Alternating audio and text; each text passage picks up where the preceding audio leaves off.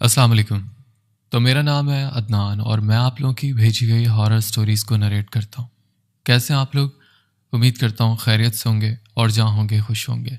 आज मैं आपके लिए 5 हॉरर स्टोरीज़ नरेट करने वाला हूँ, जिसमें से पहली स्टोरी हमें आबिर ने भेजी है, दूसरी स्टोरी हमें मिसेस अलवी ने भेजी है, तीसरी स्टोरी हमें बासित ने भेजी है, चौथी स्टोरी जिन्होंने हमसे शेयर की उन्होंने अपना नाम शेयर नहीं किया और पांचवी स्टोरी हमें नजर अब्बास ने शेयर की है। तो वक्त ज़ाया किए बगैर चलते हैं अपनी स्टोरी की तरफ। अगर आप लोगों को डर लगता है तो आयतुल कुर्सी पढ़ें और अपने आस पास हिसार बांध लें ताकि आप लोगों को डर ना लगे। चलते हैं अपनी पहली स्टोरी की तरफ। अस्सलाम वालेकुम अदनान भाई, मेरा नाम आमिर है और मैं काफ़ी टाइम से आपकी स्टोरीज सुन रहा हूँ। मुझे आपकी स्टोरीज़ बहुत पसंद है और स्पेशली आपकी आवाज़ मुझे बहुत पसंद है। बहुत शुक्रिया। मेरा ताल्लुक़ कराची से है और मुझे ट्रैवलिंग का बहुत शौक़ है। ये वाक़या तब पेश आया जब मैं अपने कज़न के साथ पाकिस्तान टूर पर जा रहा था। ये लास्ट ईयर बकरा ईद के दूसरे दिन की बात है। तो मैंने कराची से इस्लामाबाद बाइक बिल्टी करवाई थी और इस्लामाबाद से बाय रोड हम आगे जाने वाले थे। तो हम बहुत ज़्यादा एक्साइटेड थे। हम लोग मरी एक्सप्रेस से होते हुए नथिया गली पहुंचे। हमें संध्यानी टॉप पर कैंपिंग करनी थी। तो ये हमारा फर्स्ट एक्सपीरियंस था, जबकि बलूचिस्तान वगैरह तो मैं काफ़ी दफ़ा जा चुका हूँ, लेकिन फ़र्स्ट टाइम नॉर्दर्न साइड पर हमारा ट्रिप था और वो भी बाइक्स पर। हम लोग काफ़ी ज़्यादा एक्साइटेड थे, हर पॉइंट पर रुक रहे थे, वीडियो पिक्चर्स वगैरह बना रहे थे। हम लोग काफ़ी इंजॉय कर रहे थे। मौसम बहुत अच्छा था। हम लोग जून के महीने में गए थे। तो हमने गूगल मैप लगाया हुआ था।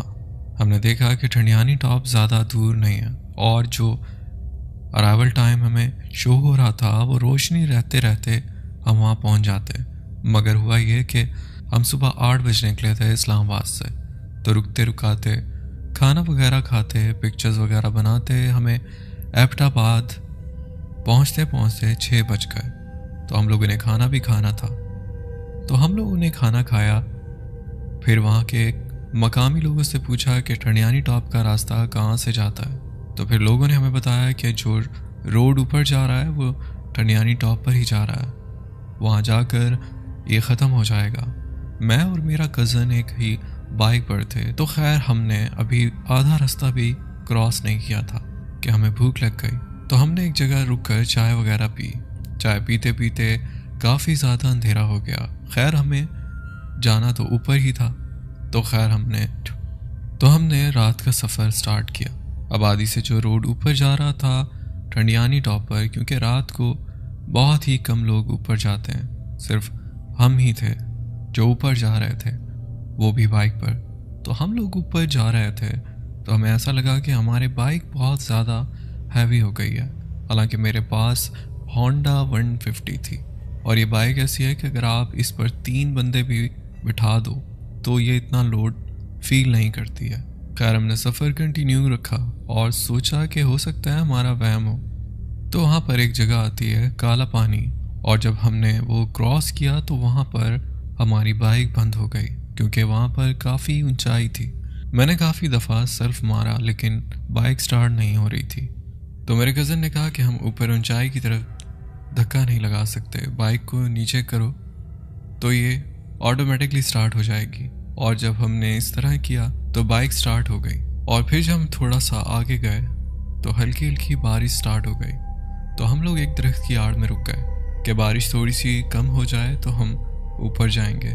तो हम वहाँ पर उसी इंतज़ार में खड़े थे। मेरी बाइक में ऐसी लाइट लगी हुई थी कि अगर 200 मीटर की रेंज में भी कोई जगह हो तो वो रोशन करके दिखा देती है।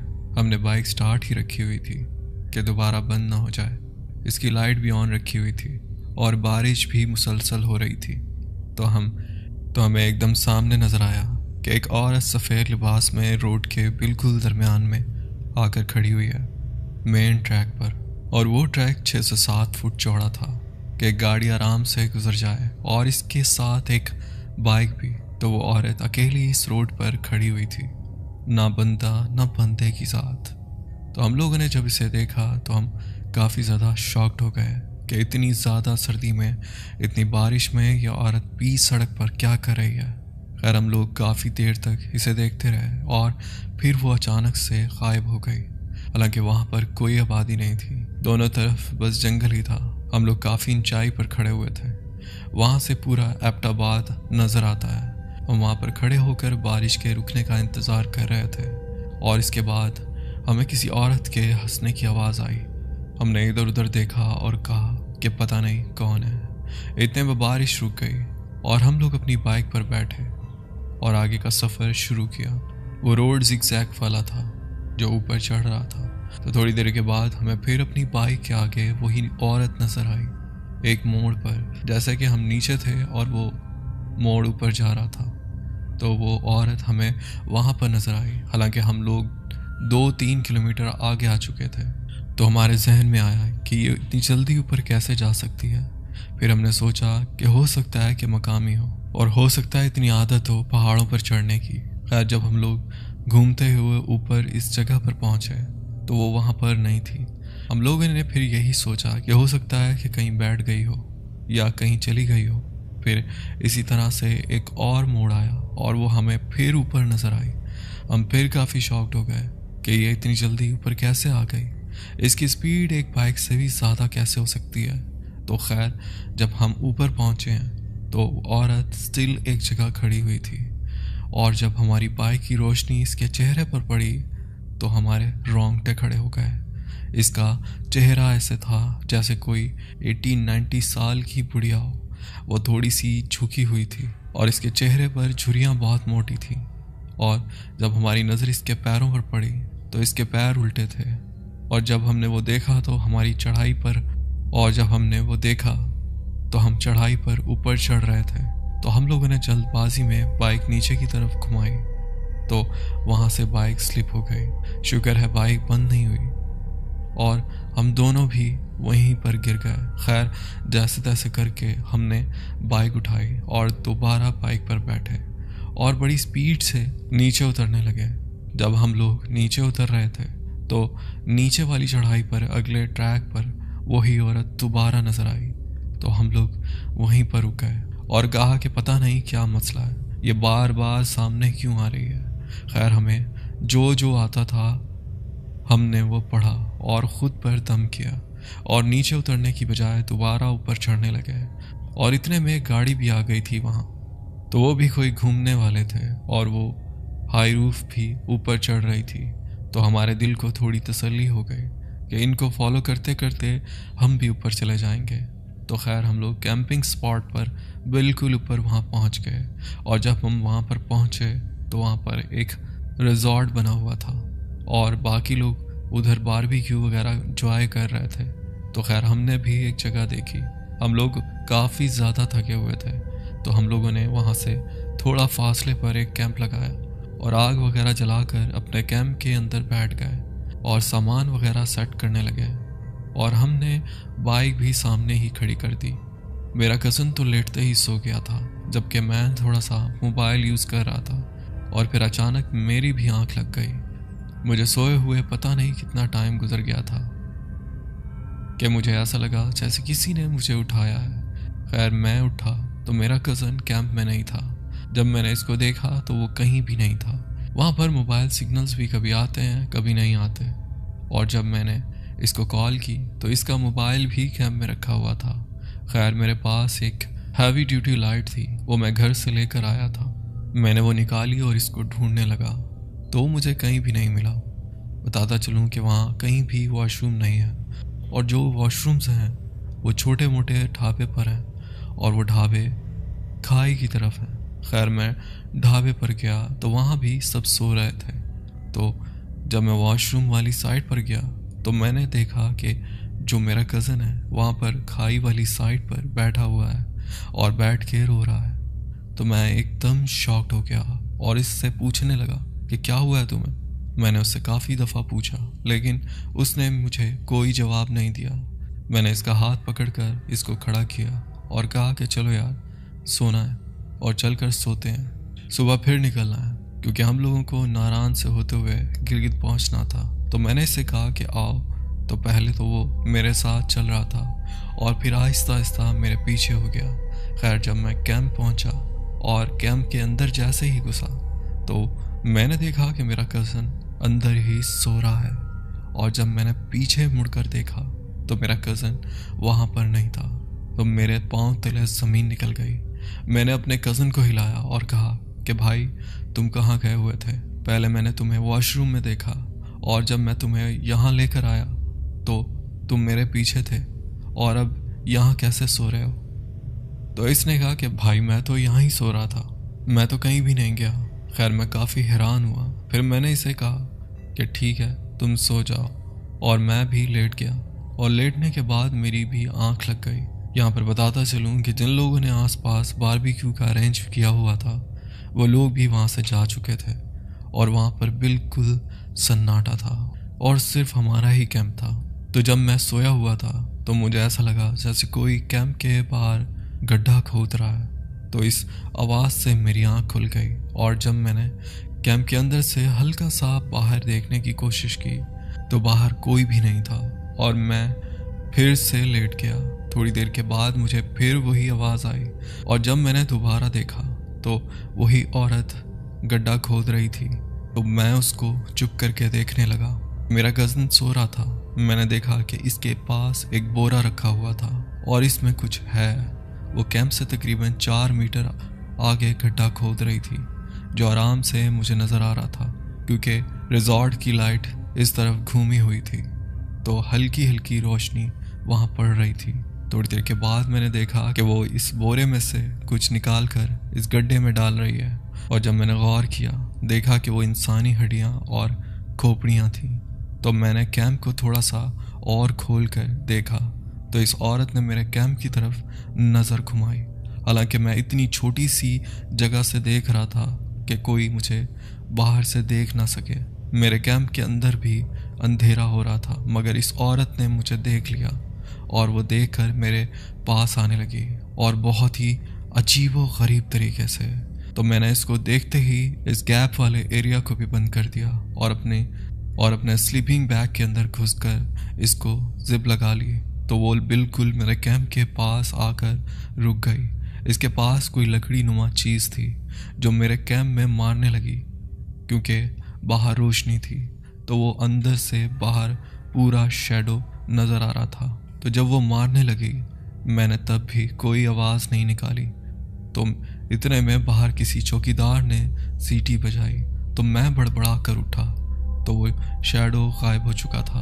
तो मैं समझ गया कि वहाँ पर कोई चौकीदार आ गया है। तो मैं इसको देखने के लिए फौरन कैंप से बाहर निकल गया ताकि मैं चौकीदार को जाके बताऊं कि हमारे साथ ये सीन हो रहा है और रास्ते में भी हमारे साथ ये सब हुआ है। तो खैर मैंने इसको जाकर सारी बात बताई। तो इसने कहा कि यहाँ पर ऐसी जगहों पर ऐसी मखलूक़ात का डेरा होता है तो आप लोग एहतियात करें और अगर कोई मसला होता है तो आप लोग रिजॉर्ट में आ जाएं और वहाँ आकर रूम ले लें। इस टाइम 3-3:30 बजे का टाइम था। तो हमने सोचा कि यार अब क्या रूम लेना, अभी थोड़ी देर में फजर की अजान हो जाएगी और हम लोग रोशनी होते ही निकल जाएंगे। तो खैर मैं दोबारा आकर कैंप में लेट गया। मैंने चौकीदार से कहा कि आप थोड़ी देर के बाद इधर आकर दोबारा नज़र मार लेना, हम सोने के लिए जा रहे हैं। तो इसने बोला कि ठीक है आप ख्याल से सोइएगा। खैर मैं आकर लेट गया और थोड़ी देर के बाद चौकीदार भी चला गया। मुझे तो नींद ही नहीं आ रही थी और मैं जाग ही रहा था। तो थोड़ी देर के बाद हमारी कैंप के बाहर से बहुत ज़ोर से किसी हंसने की आवाज़ आई। ऐसा लग रहा था जैसे कोई औरत बहुत ज़्यादा हंस रही है और इसके बाद फिर रोने की आवाज़ आई और फिर मुझे ऐसा लगा जैसे कोई मेरे कैंप को हिला रहा है बहुत बुरे तरीके से। ऐसा लग रहा था जैसे कोई कैंप को खींच रहा है और फिर हमें कोई घसीटता हुआ ले जा रहा है कहीं पर। तो खैर मेरा कज़न भी उठ गया और वो भी मुझसे पूछने लगा आमिर भाई एकदम से ये सब क्या हो रहा है? तो मैंने इसको बोला चुप हो जाओ, हमारा कैंप दोनों साइड से खुल सकता था। तो मैंने इसको बोला कि फटाफट ये खोलो और हम यहाँ से भागते हैं। तो इसने बस वैसे ही किया। तो हम इस जिप से निकले और हम रिजॉर्ट की तरफ भागे और हमने पीछे मुड़कर नहीं देखा कि कौन था और कौन नहीं। तो हम लोग बड़ी स्पीड से भागने लगे और भागते भागते रिजॉर्ट का जो रिसेप्शन था तो हमने ज़बरदस्ती वो गेट खोला और हम लोग अंदर जाकर गिर गए और जब हमें होश आया तो सुबह हो चुकी थी और सारे लोग हमारे इर्द गिर्द खड़े हुए थे। तो हमारे बारे में सब कुछ पूछा लोगों ने। हमने सब कुछ इन्हें बताया तो इन्होंने कहा कि हमने आपको समझाया भी था कि यहाँ पर बाहर कैंपिंग ना करें, मगर आप लोगों ने सुना नहीं। खैर, हम लोगों ने वहाँ से अपना सामान वगैरह पैक किया और कैंप उठाया और हम लोग वहाँ से निकल गए। तो अदनान भाई, ये थी मेरी एक स्टोरी। अगर आपको अच्छी लगे तो अपने चैनल पर अपलोड कीजिएगा। बहुत शुक्रिया आमिर, आपने स्टोरी शेयर की। बढ़ते हैं एक और वाक़े की तरफ। अस्सलाम वालेकुम अदनान बेटा, कैसे हैं आप? I am Mrs Alvi. मैं आपके साथ एक स्टोरी शेयर करना चाह रही हूँ। ये 6-7 साल पहले का वाक़या है। मेरे एक दोस्त है, उनके पास मशहूर एक कोल्ड ड्रिंक की एजेंसियाँ होती हैं, तो वो मुख्तलिफ छोटे शहरों में वो कोल्ड ड्रिंक पहुँचाते हैं। तो इन्होंने डाला टाइप गाड़ियाँ रखी हुई थी। तो एक दफ़ा शेखुपुरा से ड्राइवर और कंडक्टर, दोपहर का वक्त था, गर्मियों के दिन थे, और ये लोग कोल्ड ड्रिंक लेकर शेखुपुरा से फैसलाबाद की तरफ, तो एक गांव है पनवा और फिरोजुटवा, वो वहाँ पर कोल्ड ड्रिंक देने जा रहे थे। और जब वो देकर वापस आ रहे थे, दोपहर के 2 बजे का टाइम था और बेतहाशा गर्मी थी। तो वो अपने रास्ते पर आ रहे थे कि इन्हें एक बूढ़ी सी औरत नजर आई। इस बूढ़ी औरत ने हाथ दिया तो ड्राइवर ने कहा कि यार बिठा लेते हैं, इतनी सख्त गर्मी में बेचारी क्या करेगी। तो इन्होंने इस औरत को अपनी गाड़ी में बिठा लिया। अब गाड़ी में ड्राइवर बैठा हुआ है और इसके साथ कंडक्टर बैठा हुआ है और इसके साथ वो अम्मा जी बैठ गई। अभी गाड़ी कोई 2 किलोमीटर भी नहीं चली होगी, वो जो माँ जी थी वो एकदम बदल गई। लंबे लंबे दांत, बड़े बड़े हाथ, मुड़े हुए नाखून, लंबा सा चेहरा और लंबी सी नीचे को झुकी हुई नाक और तिरछी आंखें, उल्टे पांव, और वो अजीब सी मखलूक बन गई। कंडक्टर तो बिल्कुल इस औरत के साथ बैठा हुआ था। ये देखकर इनकी तो जान निकल गई। इस मखलूक ने बैठते वक्त कहा था कि मुझे शेखुपुरा उतार देना। खैर, इस ड्राइवर ने बहुत हौसला किया। अब वो लोग चलते आ रहे हैं और वो अपने असली हुलिये में इनके साथ बैठी हुई और इसको पसीने छूटे हुए हैं। और ये बेचारे कोई 10-15 किलोमीटर का फासला तय करके 32 चौक आए। इन्होंने गाड़ी साइड पर खड़ी की और इस औरत ने अपनी साइड का दरवाज़ा खोला और निकल के गायब हो गई। और इसके बाद कंडक्टर और ड्राइवर को शदीद बुखार हो गया और इसके बाद वो दोनों इस रोड पर नहीं गए। इन्होंने कहा कि हमारा रूट चेंज कर दें क्योंकि अब वो हमारे पीछे पड़ गई है। तो हमने उस रूट पर नहीं जाना। ये छोटा सा वाक़या था, मैंने सोचा कि आपसे शेयर करूं। बढ़ते हैं एक और स्टोरी की तरफ। अस्सलाम वालेकुम अदनान भाई, मेरा नाम बासित है और मैं तलागांग चकवाल से बिलोंग करता हूं।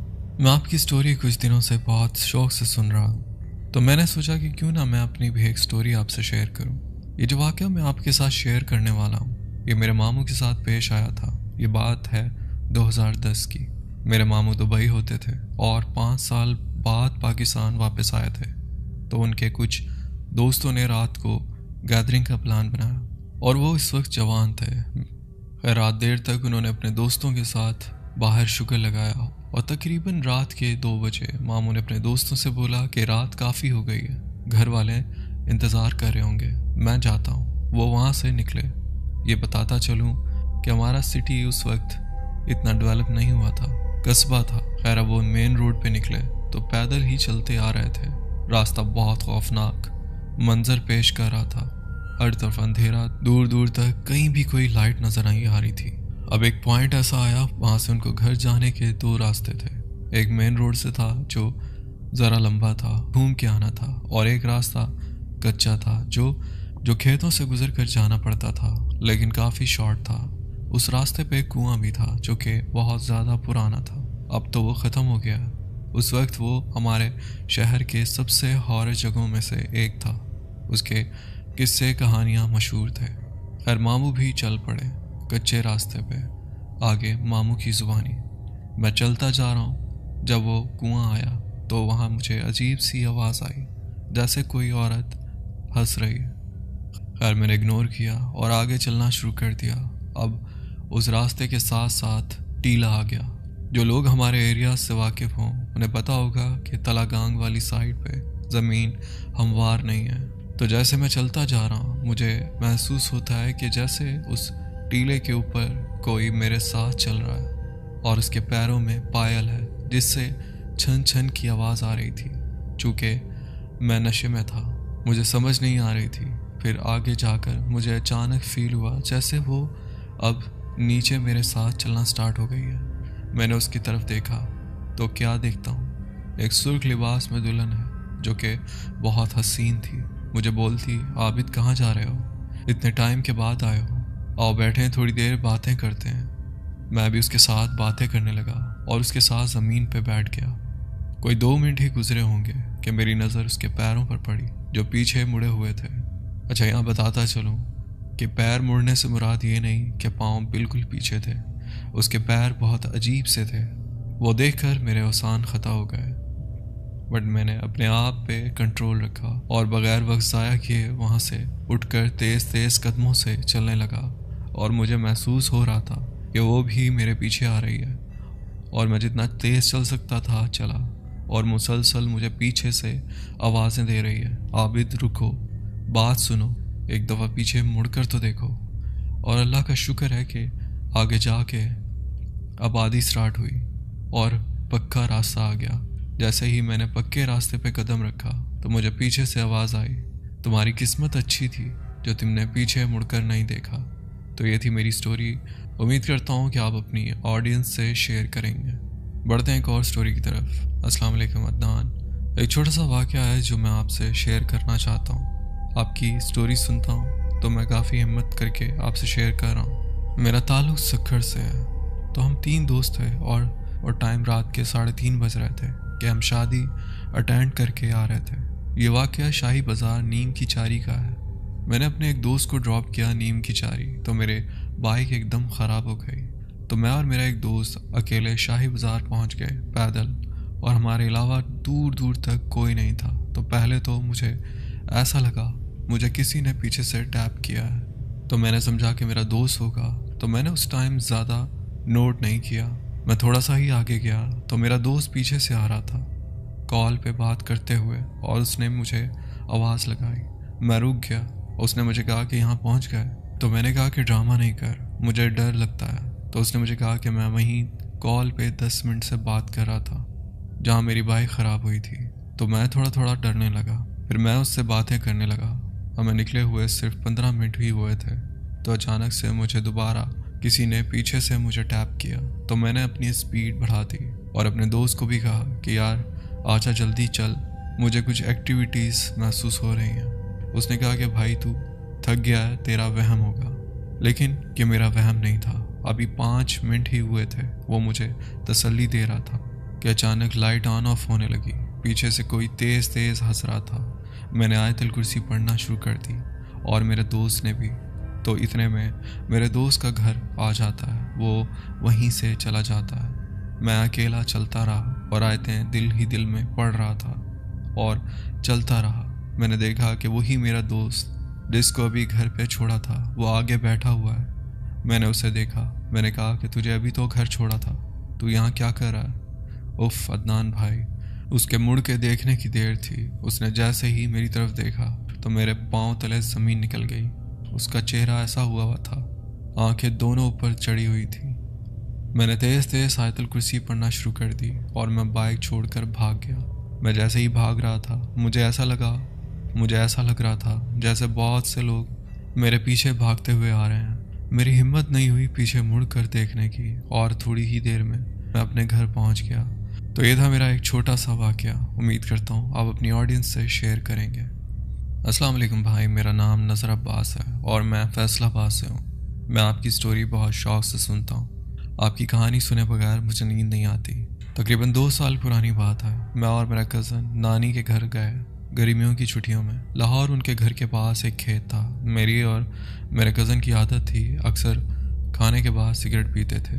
तो हम रात को खाना खाने के बाद सिगरेट पीने खेतों में गए। घर वालों से छुपकर पिया करते थे क्योंकि घर वाले सिगरेट पीने से रोकते थे, इसलिए हम सिगरेट पीने खेतों में गए और वहाँ एक दरख्त के पास एक जगह थी जहाँ हम लोग बैठ गए। अभी हमने सिगरेट पीना शुरू ही की थी कि अचानक कोई परछाई नुमा चीज़ मेरे पीछे से वुप करके गुजरी।